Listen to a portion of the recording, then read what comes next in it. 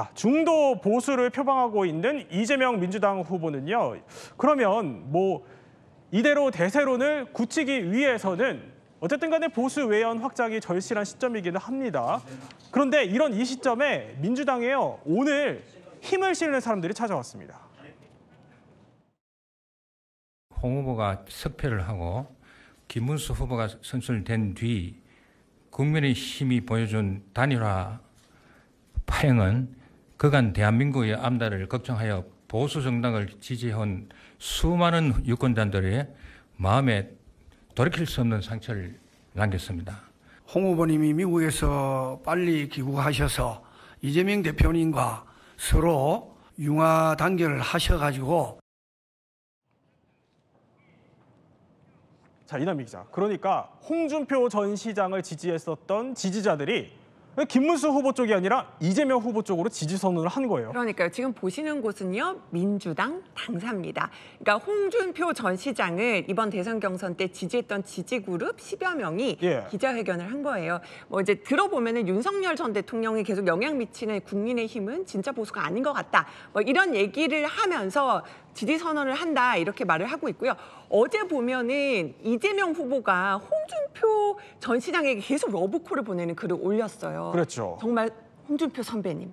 정말 선배님의 그 국가 경영의 꿈 공감합니다. 좌우 통합 정부 만들어서 위기를 극복하자 이런 말씀 정말 공감합니다. 이런 글을 어제 올렸고요. 바로 오늘 이런 지지 선언이 있었던 겁니다. 그래서 막걸리 한잔하자 이렇게 얘기가 나왔는데요. 네. 다만 이제 뭐 이현주 최고위원이 이제 이 역할, 그러니까 홍준표 전 시장 그 지지 그룹을 좀 끌어오는 역할을 한 것 같습니다.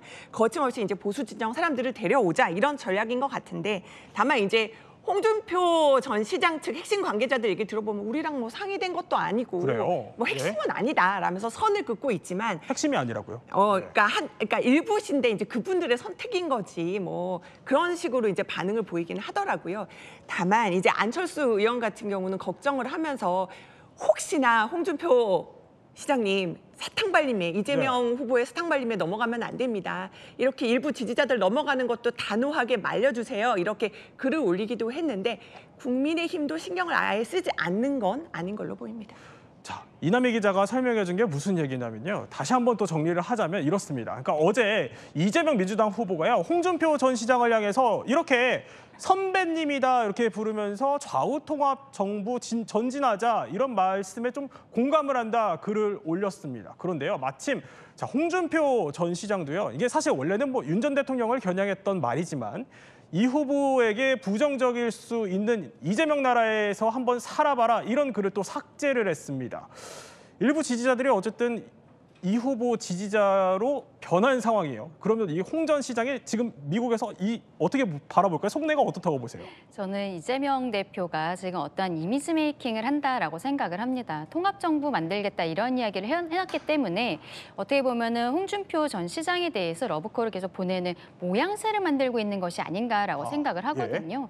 최근에 경남 지역을 방문을 했어도 여기가 홍준표 전 시장의 고향이죠. 뭐 이런 얘기하면서 통화를 했었다. 여러 차례 통화를 했었다라는 이야기를 하면서 마치 가깝게 지냈다는 듯이 이미지를 만들고 있는 것이 아닌가 생각합니다.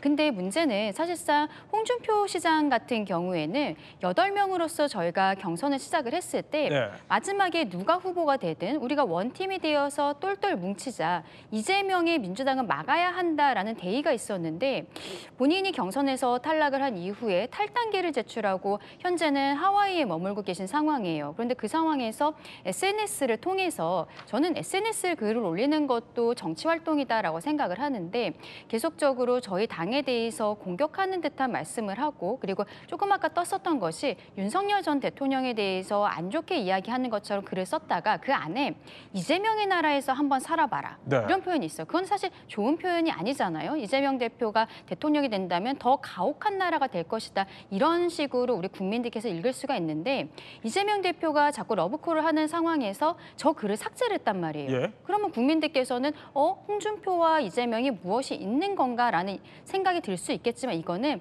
두 정치인이 서로 간의 이미지를 그 주고받는 이런 그 상황이 아닌가라고 생각합니다. 그런데 이재명 대표에 대해서는 이해가 되지만 홍준표 시장 같은 경우에는 저런 모습들을 좀 자제해 주셔야 되는 것이 지금 할당은 하셨지만 당의 원로로서 맞는 모습이 아닌가 생각합니다. 당직을 맡고 계신 입장에서는 뭐 자제해달라 이런 쓴소리까지 하시는데 홍 전 시장 속내가 어떨까요?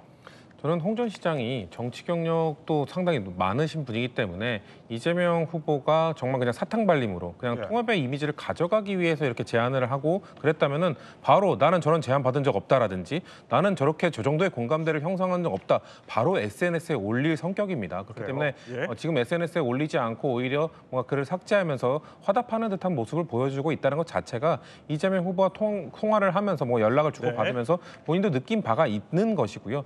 저는 홍준표 전 시장이 왜 저렇게까지 하는가라고 생각했을 때 본인이 국민의힘에 대한 뭔가 배신감, 서운함이 매우 큰 것 같아요. 그러니까 2022년 대선 경선 때도 당 밖에서 온 윤석열 후보가 당심에서도 자신을 이겼던 점, 그리고 이번 경선 과정에서도 역시나 당을 떠났던 정광훈 씨와 당을 만들다가 다시 돌아왔던 김문수 후보나 당에 들어온 지 1년밖에 안 된 한동훈 후보에게 밀렸다는 점, 이런 점 등이 30년 동안 거의 가까이 당을 지켰던 본인에게 너무 가혹한 것 아니냐, 너무한 것 아니냐라는 그런 실망감과 서운감을 느꼈기 때문에 그런 과정 속에서 이재명 후보가 내민 손을 뿌리치기 좀 어렵지 않았을까, 저는 그렇게 봅니다. 네, 홍 전 시장이 뭐 아직 침묵을 이어가고 있기 때문에 관련해서는 개인적 의견으로 좀 가름을 하겠고요.